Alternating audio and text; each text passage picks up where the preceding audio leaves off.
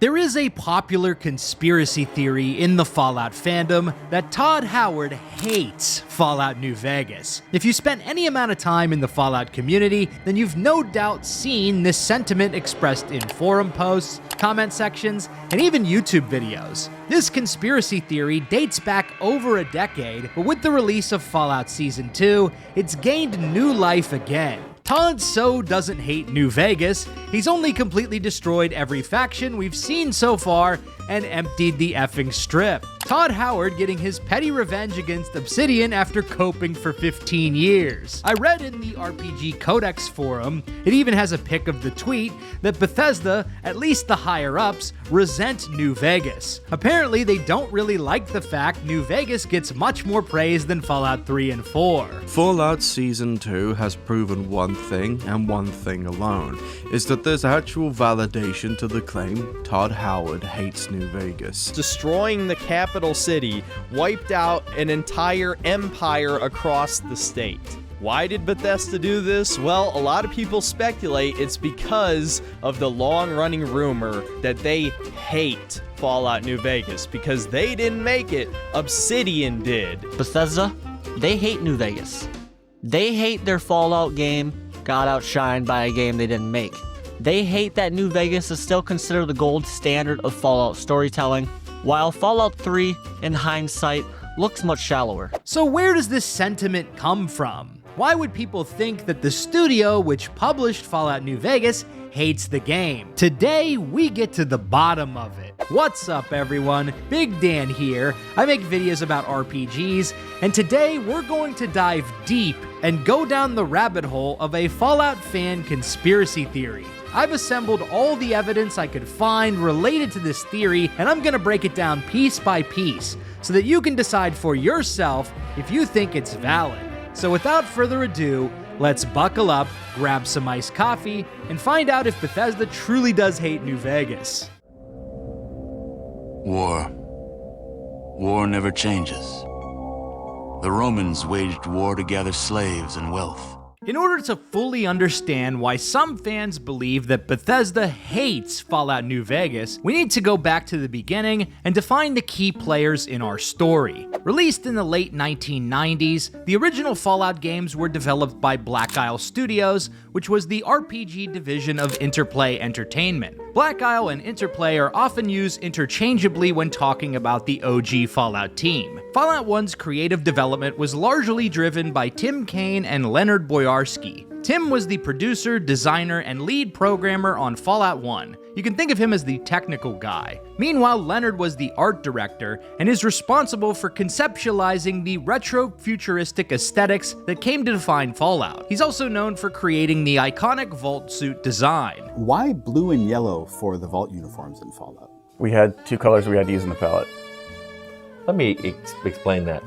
There were two colors he wasn't using in a very limited palette that I had supplied, and so I said if you don't use them, I'll delete them.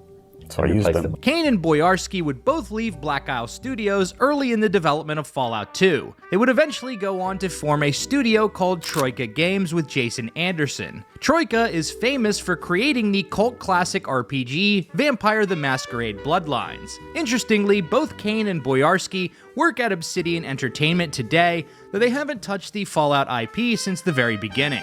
Fergus Urquhart served in an executive role at Interplay during the development of Fallout 1 and 2. When Interplay started to experience financial difficulties in the early 2000s, he left and co-founded Obsidian Entertainment with 4 other people, including Chris Avalon. Urquhart has served as Obsidian's CEO from the company's founding until the present day, and was obviously there during the development of Fallout New Vegas. Josh Scheuer started his career at Black Isle Studios, working on Planescape Torment and Icewind Dale. While he did not work on Fallout 1 or 2, he was tasked with creating a sequel to Fallout 2, dubbed Project Van Buren.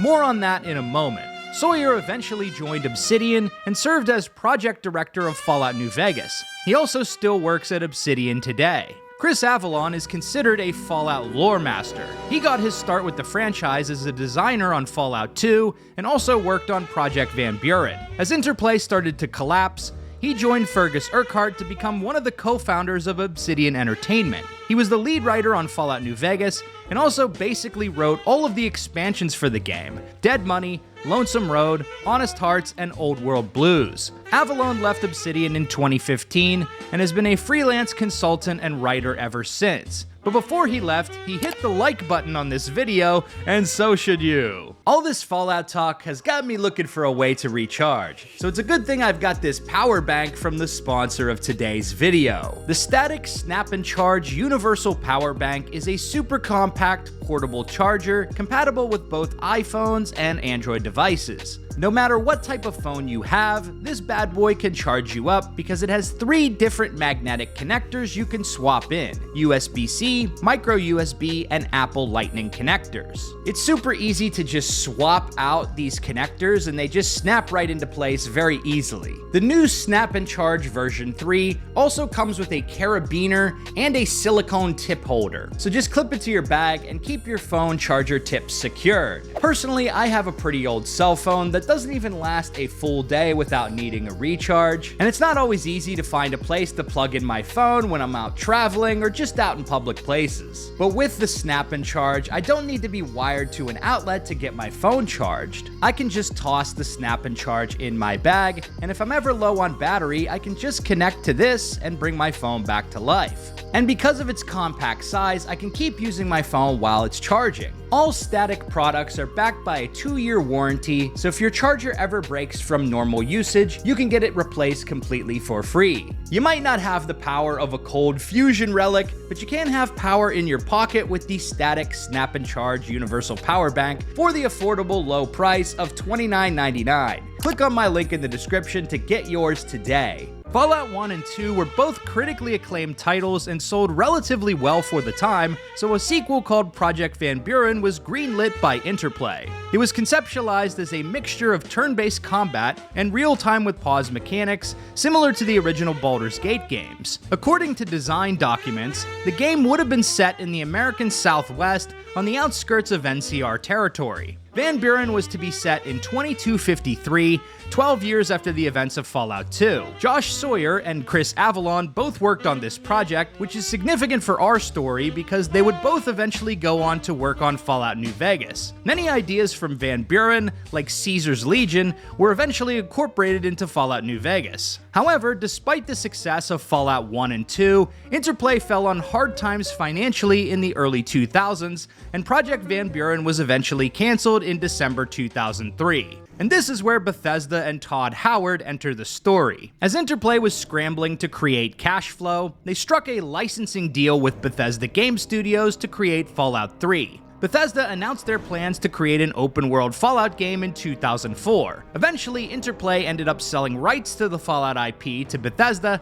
handing off the entire franchise to Todd Howard and the crew. During the early 2000s, the PC gaming market was still relatively small. Selling 500,000 copies of a game was considered a big success, and 1 million copies was gargantuan. However, the console gaming market was much larger, especially with Microsoft's release of Xbox in 2001. While Fallout 1 and 2 were relatively successful in the PC market, selling a few 100,000 copies each, Fallout 3 is the game that catapulted the franchise into the mainstream. Released in 2008, Fallout 3 sold 4.7 million copies in its first week. It was highly praised by both critics and fans, winning a number of Game of the Year awards. However, over time, there was also a considerable amount of criticism directed at Bethesda's handling of the franchise, particularly in its writing and world building. The ending of the game was notoriously bad, forcing the main character into a self-sacrificing death via radiation, even if you had a super mutant companion in your party.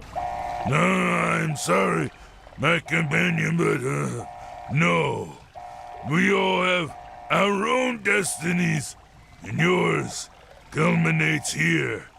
I would not rob you of that. Super mutants are immune to radiation in the Fallout universe if you didn't know. Critics also picked apart Fallout 3's shallow faction dynamics. The only faction you could truly work with were the Brotherhood of Steel. Meanwhile, the bad guys were the Enclave, a surprising return faction who was seemingly destroyed in Fallout 2. In Fallout 3, the Enclave was written in an incredibly shallow fashion, particularly the main villain, Colonel Autumn. I am in charge here. I am the Enclave. But despite this, Fallout 3 was still an incredibly beloved game that put the franchise onto the map and ensured we'd be getting plenty more Fallout in the years to come. From where you're kneeling must seem like an 18-karat run of bad luck. Truth is, the game was rigged from the start. After the success of Fallout 3, the leadership at Bethesda wanted to keep the momentum going. But since Todd and the rest of his team were planning to move on to work on Skyrim, the idea came up to contract another studio to make a Fallout spin-off game in the meantime. We had finished Fallout 3, and we're always like going into the next project, even before the one comes out. And so we had started Skyrim, which everybody knows. And then Fallout 3 comes out, and it was a really, really, big hit for the company. And they're like, okay, so what's the follow-up? And I was like, well, we're doing Skyrim, so it'll be Fallout 4. And there was a push like, well, we could, we have this now. We've made this successful. Let's not let the chance pass by. We should do a big expansion pack or something like that. And are there companies that we could have do it? And we knew the folks at Obsidian, and it was sort of immediate. Well, there's only one group that we would really want to do this. And it actually started as a big expansion pack for Fallout 3. And I felt really strongly it should be its own game. And so, Obsidian Entertainment started development on Fallout New Vegas. Originally conceived as a big expansion for Fallout 3, it was eventually decided to make New Vegas a standalone release. Josh Sawyer, who had previously worked at Interplay, was selected as the project director. Chris Avalon, who had worked on Fallout 2, was tasked with the lead writer role. One of the most impressive things about Fallout New Vegas is that Obsidian developed the entire game in just 18 months. Bethesda wanted the game to come out before Skyrim's release, so Obsidian had to roll up their sleeves and work quickly to bring the game together. Released in October 2010, Fallout New Vegas was praised for its incredible writing, deep factions, wide range of choices and consequences, and Wild West aesthetics. The game was a massive critical and commercial success for Bethesda and Obsidian. In less than 3 weeks, the game sold 5 million copies, raking in over $300 million in revenue for Bethesda. Lifetime sales of New Vegas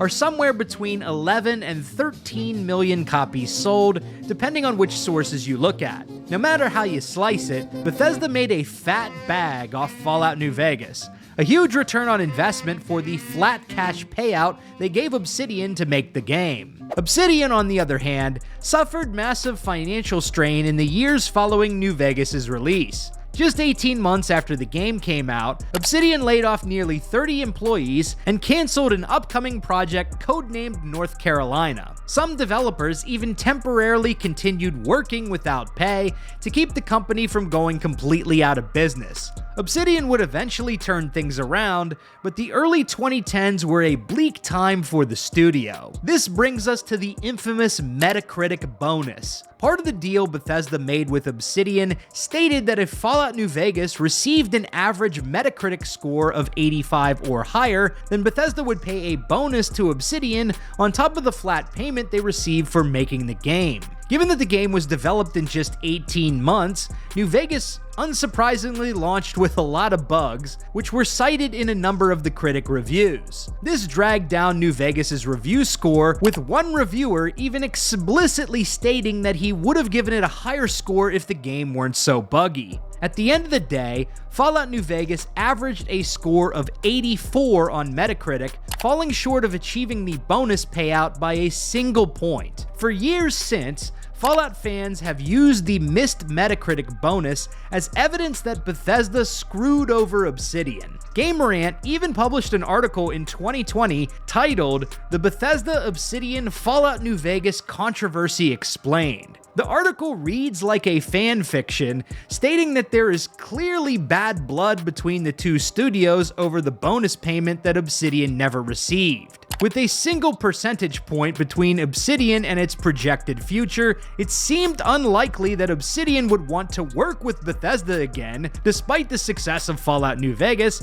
in both its critical reception and its sales. Interestingly, the author of this article didn't actually reach out to anyone at Obsidian for how they felt about the deal. Chris Avalon, one of the main writers on Fallout New Vegas, has repeatedly stated that Obsidian's financial troubles weren't caused by Bethesda and that no one at the company was salty about the deal. If you ever find yourself in the middle of a debate about how Bethesda quote-unquote screwed New Vegas out of a bonus, please feel free to ping me or quote this. They didn't. They put the Metacritic clause in our contract as a bonus. We never asked for it. They did not treat us badly at all. Even the Metacritic thing was something they added, not threatened us with. If we'd been better with fixing bugs, we could have hit the score needed to prevent layoffs, but nope, Fallout New Vegas, when it released, had a lot of bugs. Unfortunately, the other interpretation made for a better story, but even Obsidian's CEO clarified it. Obsidian CEO Fergus Urquhart did indeed clarify his feelings about the Metacritic bonus during an interview with Eurogamer in 2017. We didn't put those terms in there. Bethesda added that bonus. We didn't ask for the bonus. We just pretty much ignored it. As an independent developer, any of those Metacritic type bonuses you just ignore. But, he concluded, it was in the contract. It was what it said. We didn't put it in there and we signed it. I wasn't crying over it by any stretch of the imagination. But fake beef aside, another collaboration between Obsidian and Bethesda wasn't materializing in the years following New Vegas' release. Given the huge success that New Vegas was for Bethesda, you'd think greenlighting another project with Obsidian would be a no-brainer. Fans loved the game, it made a ton of money for the publisher,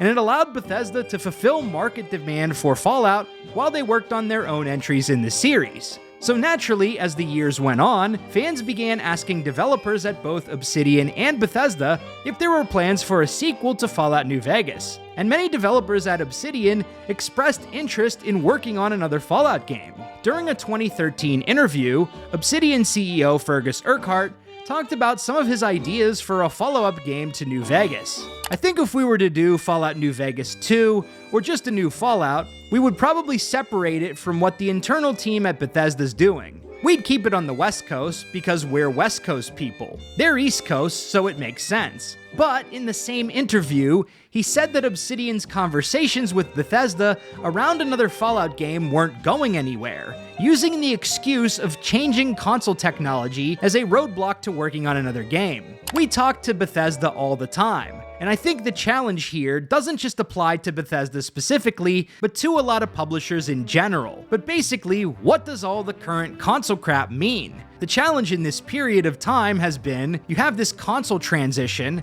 and it's strange that they're still not announced. But that always creates a disruption in the industry. And now you mix in the emergence of mobile and free-to-play stuff, and it's left a lot of people reeling. 5 years went by after this interview. The PlayStation 4 and Xbox One came out, and still there was no word of another Obsidian Fallout game.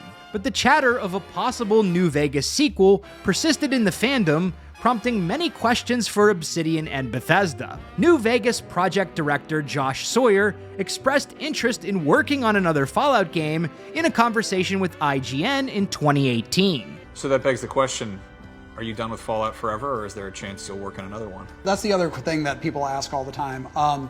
I would certainly love to work on a Fallout game again. I know there are tons of people at Obsidian who would love to work on a Fallout game again. If we were given the chance, we'd certainly love to. Well, I think there are people out there who would probably play another Fallout game from Obsidian. I'd hope so. Eric Fenstermaker, one of the writers of Fallout New Vegas, also said he'd love to work on another Fallout game. So the fans wanted another Obsidian Fallout game, and many of the developers at Obsidian wanted to make another Fallout game. So why wasn't it happening? What was the roadblock? And this is where Todd Howard comes into play. During a 2018 interview with The Guardian, Todd Howard said that working with Obsidian again was unlikely, expressing a desire to keep Fallout projects internal. I wouldn't say never, Howard said, but now that our company is so big, it's always better to keep stuff internal. It becomes less likely, but I could never say never. I thought the Obsidian guys did a fabulous job.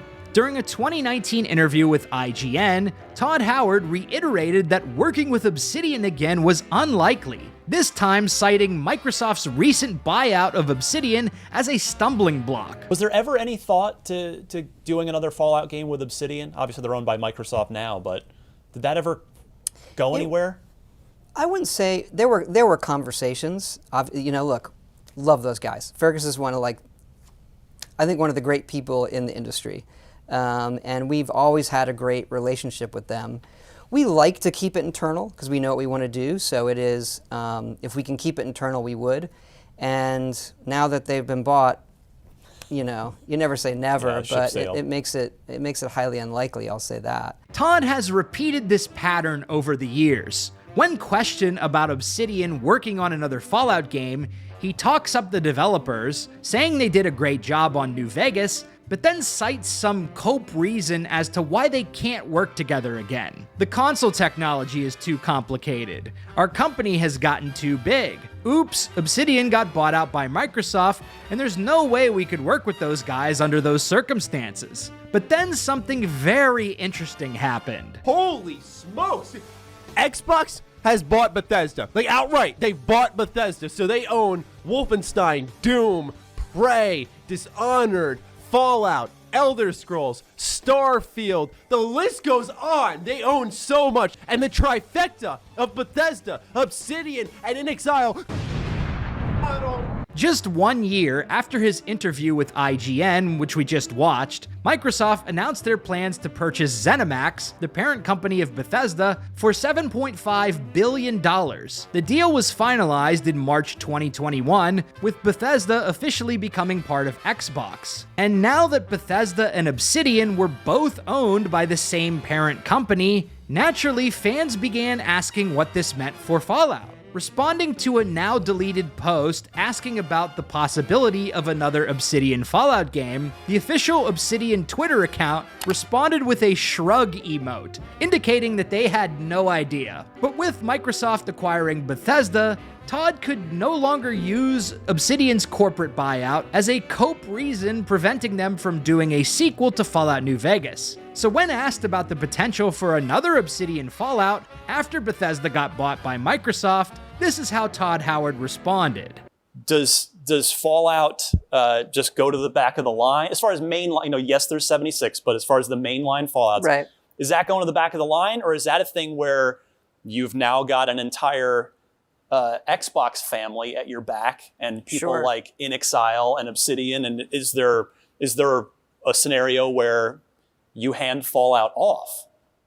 I don't see, look, Fallout's really part of our DNA here. Yeah. We've worked with other people from time to time. I can't say what's going to happen. We have a one-pager on Fallout 5, what we want to do. Again, if I could wave my hand and say, have Right. that out.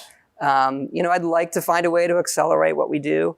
But I can't really say today or commit to anything what's going to happen when, other than, hey, our cadence is Starfield and then Elder Scrolls 6. Translation, Bethesda will remain the only studio to work on Fallout. It doesn't matter that many of Fallout's original creators like Tim Kaine, Leonard Boyarsky, and Fergus Urquhart all currently work within the Xbox ecosystem just like Bethesda does. It's also worth mentioning that Brian Fargo, who was executive producer of Fallout 1, is now CEO of inXile Entertainment, makers of Wasteland 2 and 3. Wasteland was the series which inspired Fallout, and coincidentally, inXile Entertainment is also owned by Microsoft. But none of these guys will be able to touch Fallout with a 10-foot pole unless someone higher up within Microsoft goes over Todd's head to make it happen. After going over all of these interviews, it's become clear to me that the roadblock to a New Vegas sequel has always been Bethesda. In 2023,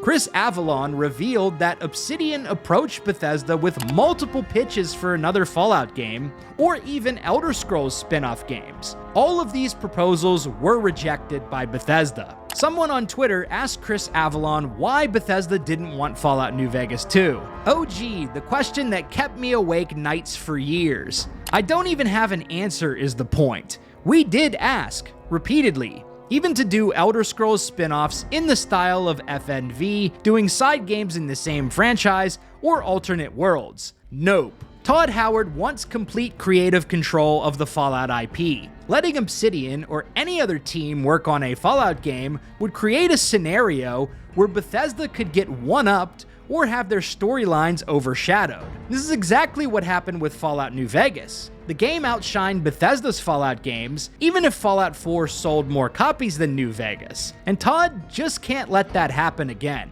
When it comes to creative decisions at Bethesda, Todd is the guy who gets the last say, and according to former Bethesda developer Bruce Neesmith, who was lead designer on Skyrim, all creative decisions need to be run by Todd. Well, all decisions run through Todd. Sure. He would hate me for saying that because he doesn't believe it's true, but unfortunately it is true. All decisions run through Todd.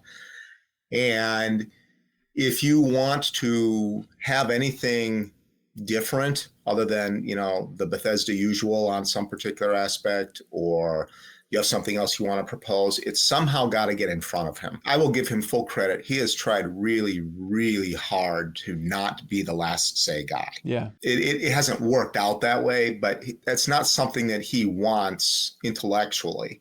I think it ends up being that way because he's somebody who has opinions and whose opinions are highly valuable. And so it ends up being that way whether he likes it or not. Rather than allow another studio to touch the Fallout IP, Bethesda's business strategy has been to make their fans wait for over 10 years for another single-player entry in the series, opting instead to divert resources to develop Fallout 76 and Starfield. Now, I know Elder Scrolls fans are probably screaming at their monitors or phone screens right now, as this problem isn't exclusive to Fallout. This fall will mark 15 years since the release of Skyrim, and right now, Elder Scrolls 6 is at least a few years away. Hell, it's almost been 8 years since we got that teaser trailer for Elder Scrolls 6. Let that sink in.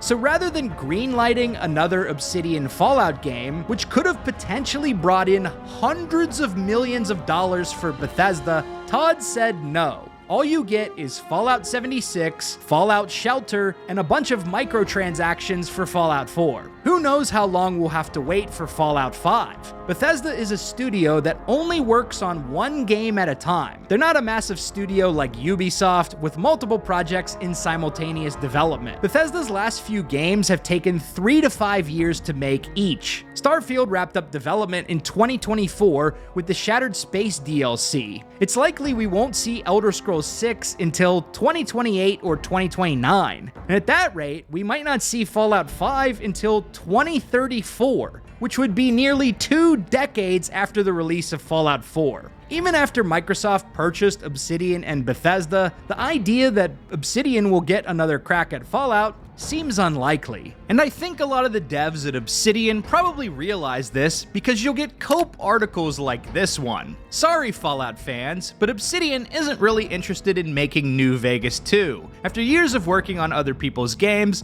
the studio is finding joy in doing its own thing. Finding joy in doing your own thing, eh? How's that working out for you? As a Fallout fan, I find Bethesda's stranglehold on the IP incredibly frustrating. Not because I don't like Bethesda's Fallout games. I thoroughly enjoyed Fallout 3 and 4. It's frustrating because we're just forced to wait for years and years and years, while Bethesda works on other things. For a studio that only works on one game at a time, they now have 3 major IPs: Elder Scrolls, Fallout, and Starfield. Because of the Amazon TV show, which we'll touch on in depth later, Fallout is more popular than it's ever been. And yet, we have no new single-player Fallout content to sink our teeths into. There is a rumored Fallout 3 remaster, and maybe even a New Vegas one as well, but until those actually materialize, all we can do is go back to games that are 10 plus years old. Bethesda is quite frankly too small of a studio to meet the market demand for Fallout all by themselves. If Microsoft really wanted to capitalize on the growing popularity of the Fallout IP,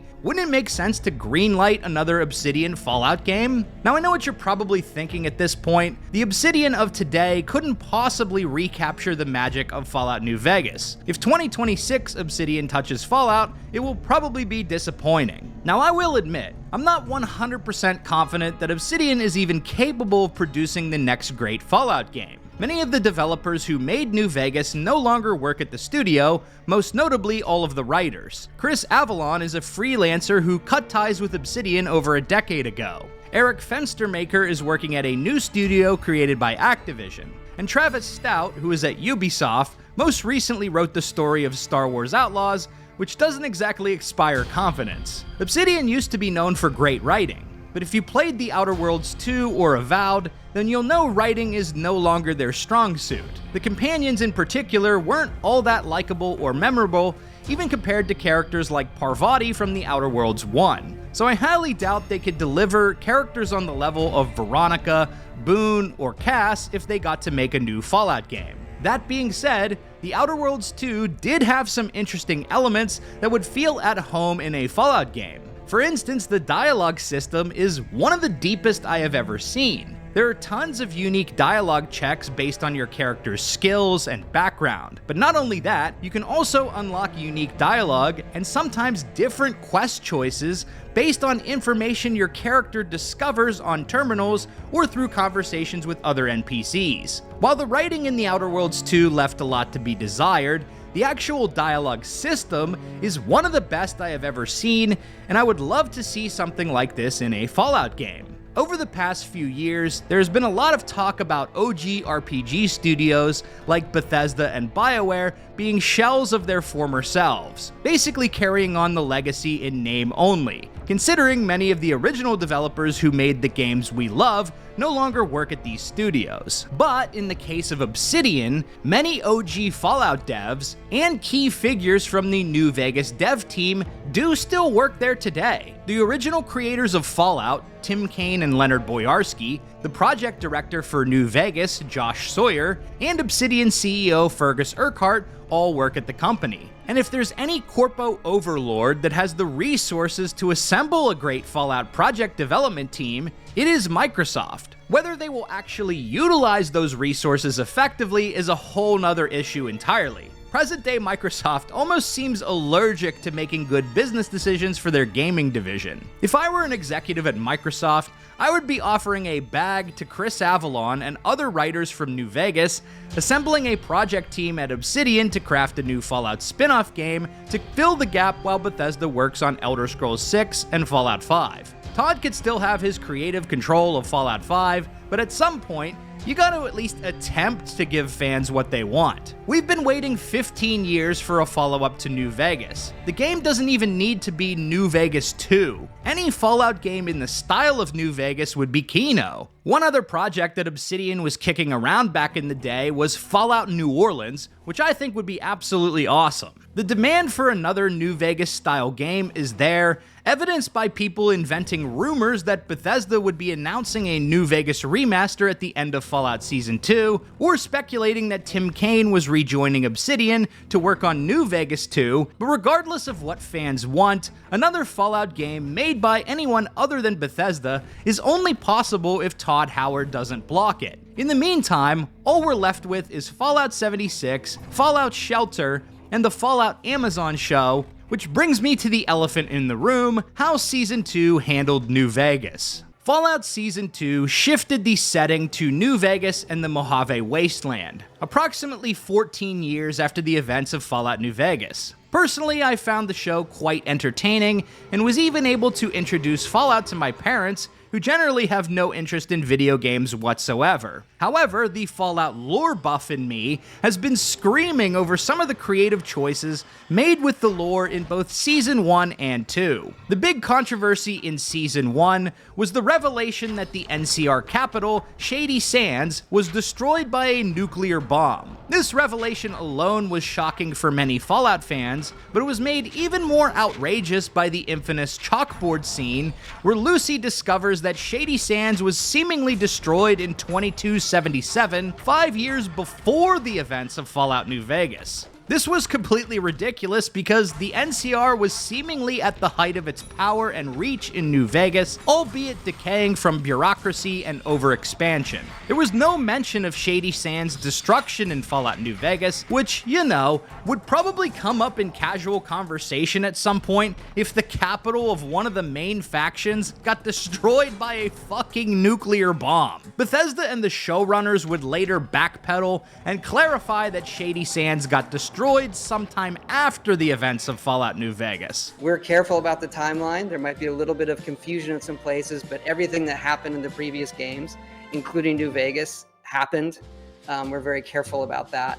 All I can say is, like, yeah, we're threading it tight there, but the bomb falls just after the events of New Vegas. Personally, I think the chalkboard date marking the fall of Shady Sands in 2277 was the result of sloppy writing and research, and the post hoc rationalizations are pure cope. So I guess we're meant to believe that the quote-unquote fall of Shady Sands was a separate event from the nuclear bombing of Shady Sands. Season 2 seems to double down on this, because in Season 2, they continually refer to the fall of Shady Sands as happening 20 years ago. Fallout Season 2 takes place in 2297, so the fall of Shady Sands must have happened in 2277 or earlier, as Cooper Howard says when talking to the NCR in Episode 3. When Shady Sands fell, we had a battalion out east. We could still get to them. Shady Sands.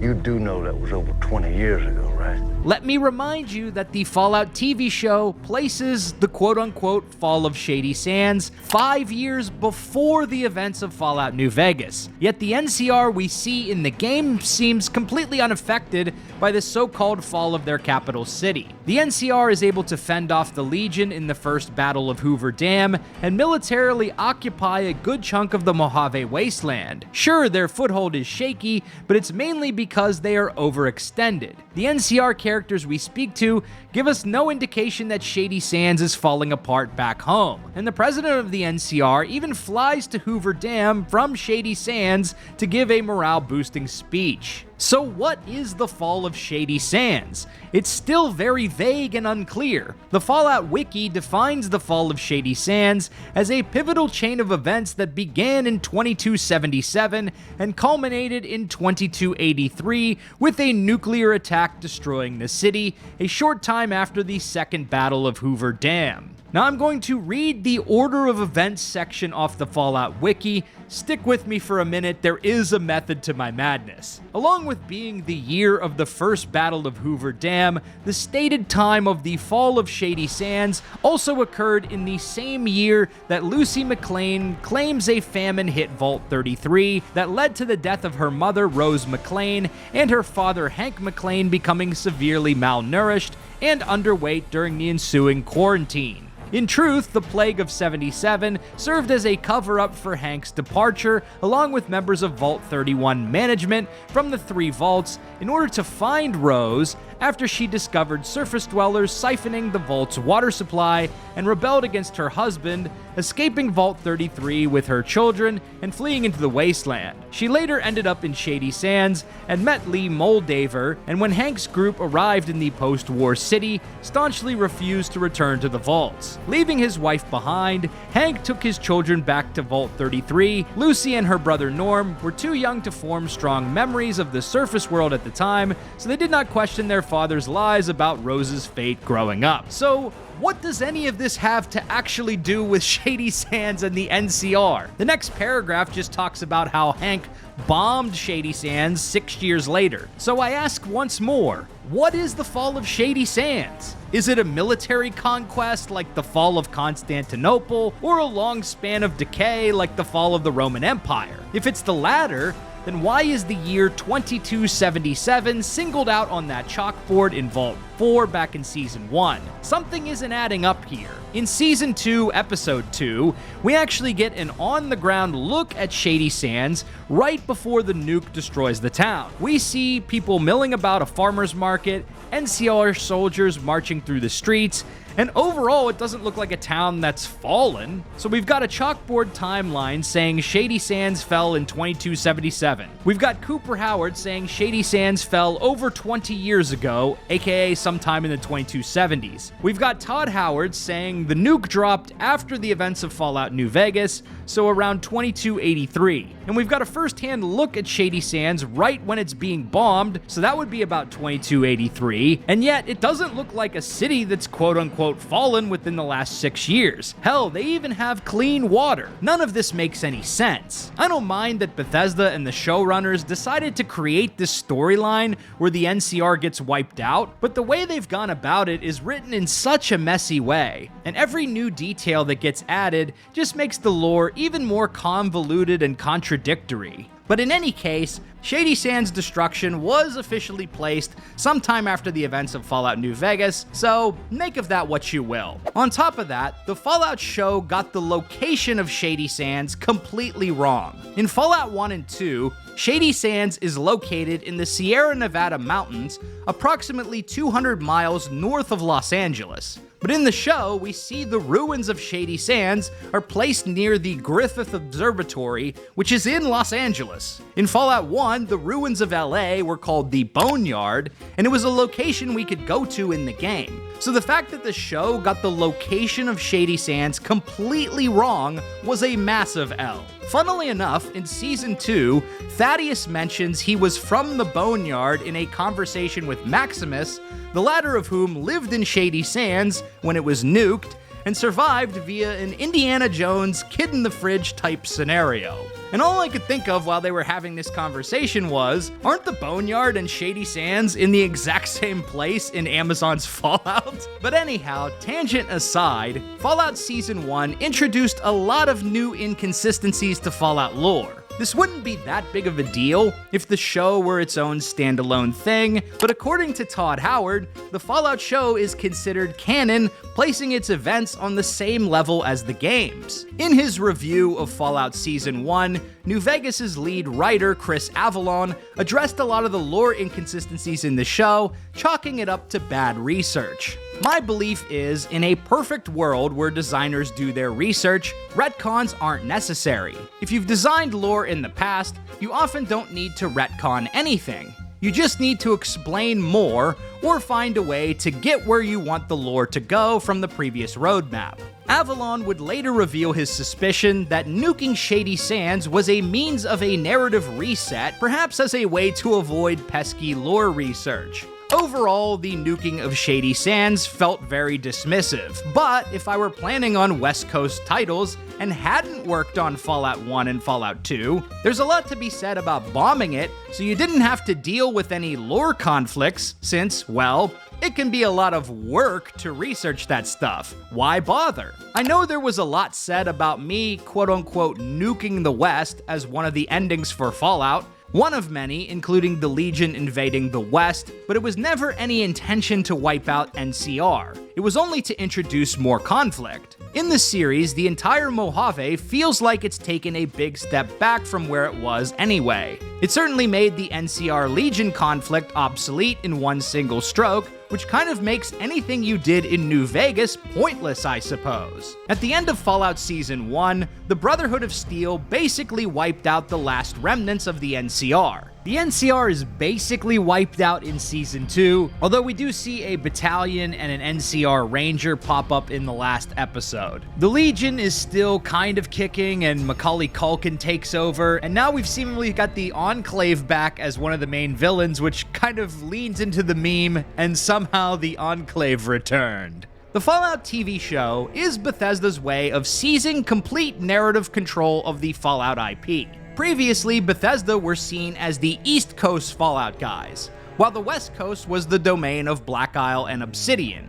Fallout 3, 4, and 76 all take place on the East Coast. Fallout 1, 2, and New Vegas take place in California and Nevada. Is it just a coincidence that the first two seasons of the Fallout show take place in the same locations we visit in Fallout 1, 2, and New Vegas? I mean, they could have chosen any setting for the TV show, but they just so happened to choose the locations crafted by Black Isle and Obsidian, and they massively reshaped the narrative and lore in the process. One of Todd's directives for Fallout Season 2 was that the showrunners not contradict any of the possible endings for Fallout New Vegas. In the game, the player could choose to side with Mr. House, Caesar's Legion, the NCR, or take the wildcard Yes Man route. So the goal for Fallout Season 2 was not to canonize any one ending, which the writers achieved by taking what they called the fog of war approach, where every faction might think they won.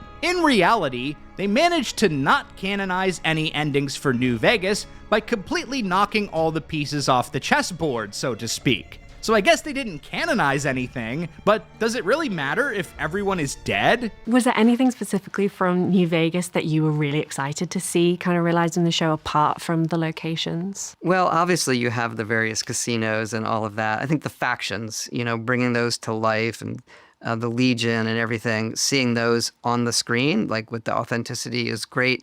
Back to life? Everyone is dead!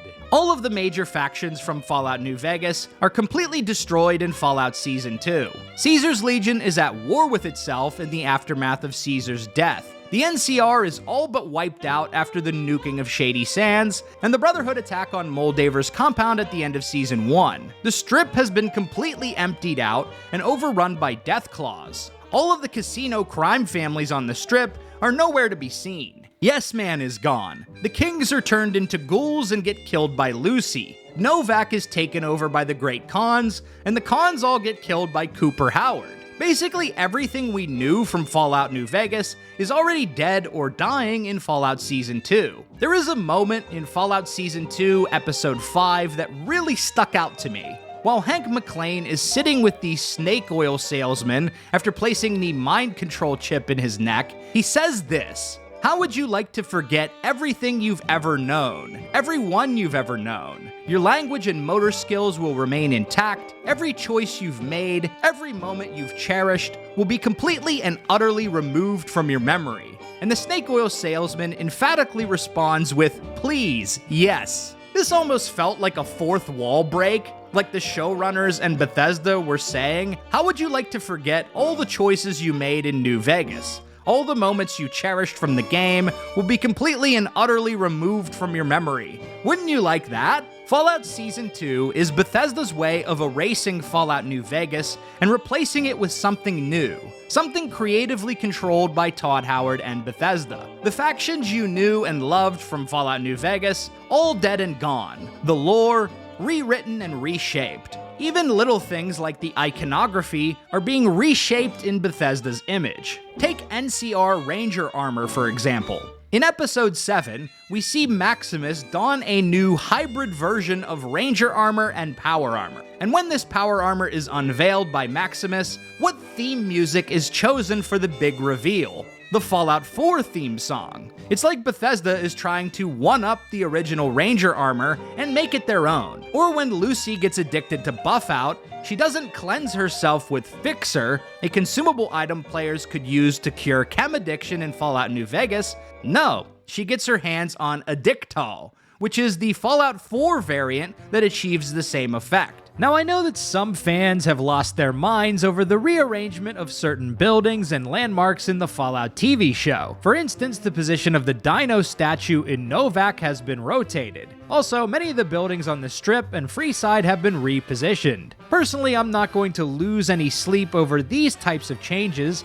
I care more about the ultimate fate of factions like the NCR and the Legion. And I understand why certain buildings were moved for the sake of the shot. Let's take the Dino statue in Novak, for example. It's clear that they repositioned it so that Lucy could have her moment, attempting a speech check with the Great Khans, who were about to execute Cooper Howard. Had they retained the original position of the Dino, then Lucy would have been facing away from the town. Or when looking at Freeside in the show, Mick and Ralph's is clustered close to the Atomic Wrangler and other shops on that main drag. This is done in service of the shot, as having a bunch of empty space would mean building more sets and would most likely lead to leaving some iconic locations completely out of the shot. But when it comes to the Strip itself, I have to ask, why did they bother changing it? The casinos on the Strip are already clustered together, so why rearrange it? It's not like you're building a set based on a book description or something like that, where you have to imagine how the source material depicted it. You literally have a 3D representation that you can explore in detail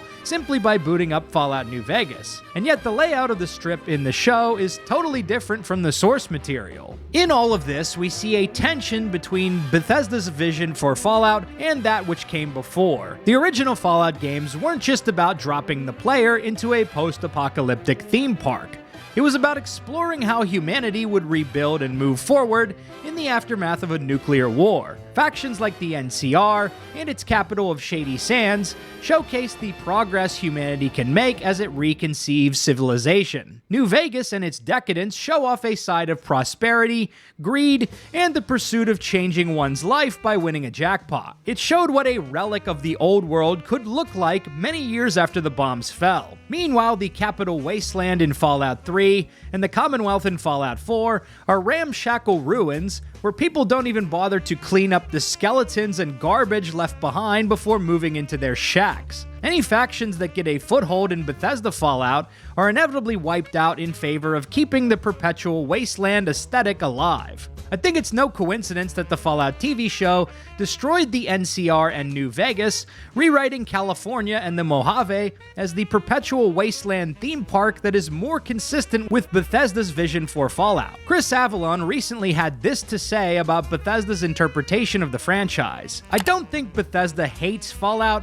they just don't fully understand its roots and arguably don't care. They own the franchise, and they just want to do their spin on Fallout and make that the norm. This usually translates into a colorful, shallow theme park with some interesting DLC exceptions. Still, theme parks are fun for some folks, so if people enjoy it, that's fine with me." Whether it's small details, like the placement of dino statues, or big ones like the fate of entire factions, Bethesda is rewriting New Vegas in its own image rather than the legacy of Obsidian or Black Isle Studios. Since the Fallout show reached far more people than the games ever did, then this new depiction of New Vegas becomes the official version in the audience's mind. So yeah, you might get a few Easter eggs, like a guy saying patrolling the Mojave almost makes you wish for a nuclear winter, or Big Iron blaring while Cooper Howard goes on a shooting spree, but at the same time, all the factions and world building crafted by the creators of Fallout 1, 2, and New Vegas gets completely obliterated in place of Bethesda's new vision for the West Coast. The Fallout of today, as written by Bethesda, is no longer the deep RPG franchise that fans originally loved. It's a series that is increasingly enslopified with microtransactions, shallow mechanics, lazy cash grabs, and Call of Duty crossover collabs. I think sometimes there's perhaps a misconception that Bethesda is tries to keep New Vegas at arm's length. What would you say to that misconception? Well, look, when we went to do that game, we were coming off of Fallout 3. We knew we were going to do Skyrim. We know the folks at Obsidian love their work, and so, reached out to them and say, hey, would you like to do this? We see something else coming off of Fallout 3, so I just find I think fans debate what their favorite one is, which is understandable. I think it's great that you can we'll call it factions, and the fans say, oh, I like 1 or 2 or 3 or 4 or Vegas or 76 now. And so I think that's really healthy for a franchise where people can say which one is their favorite, but huge respect for the folks that Obsidian had him out to the set. So after all we've seen and learned, does Bethesda hate Fallout New Vegas? Personally, I don't think Todd Howard or the team at Bethesda hate Fallout New Vegas per se. However, I do think Todd wants complete creative control of the Fallout franchise, and he wants to reshape all of its lore and legacy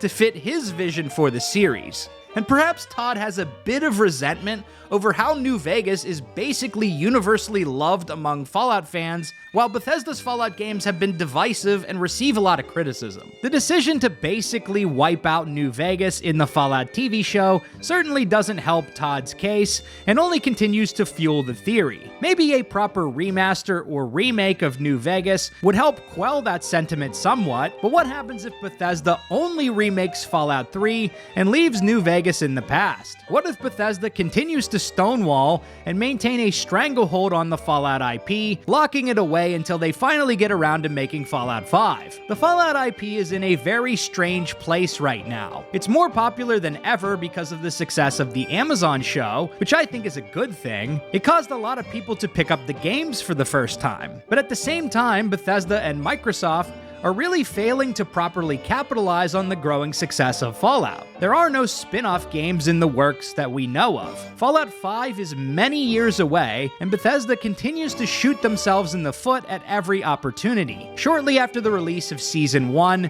Bethesda put out the next-gen update to Fallout 4. This update introduced new game-breaking bugs into the game, which Bethesda failed to fix for a year and a half. Then, during Fallout 4's 10th anniversary, they released the ill-fated Anniversary Edition, an overpriced collection of slop that also managed to break Fallout 4 and many fan-created mods as well. Some of these newly created issues in Fallout 4 Anniversary Edition, which Bethesda initially promised to fix in a December update, are still not fixed as of February 2026. When is that next patch coming? Who knows? And then there was the disastrous launch of Fallout 76's Burning Springs update, which was hyped up as the biggest update to the game since Wastelanders. That was the update which added NPCs to the game. Burning Springs launched in a broken state, with the servers crashing on launch day. While Fallout 76 has had a bit of a redemption arc since the total clusterfuck of a launch in 2018, it's still got a lot of issues, and sadly, this is the only new Fallout content we get these days. I think right about now would be a great time to get a spiritual successor to Fallout New Vegas, but if Bethesda truly hates the game and wants to control the IP, then I doubt that will ever happen. But in any case, I'd love to hear your thoughts on this fan theory. Do you think Bethesda hates Fallout New Vegas? What do you think of the depiction of New Vegas in the show?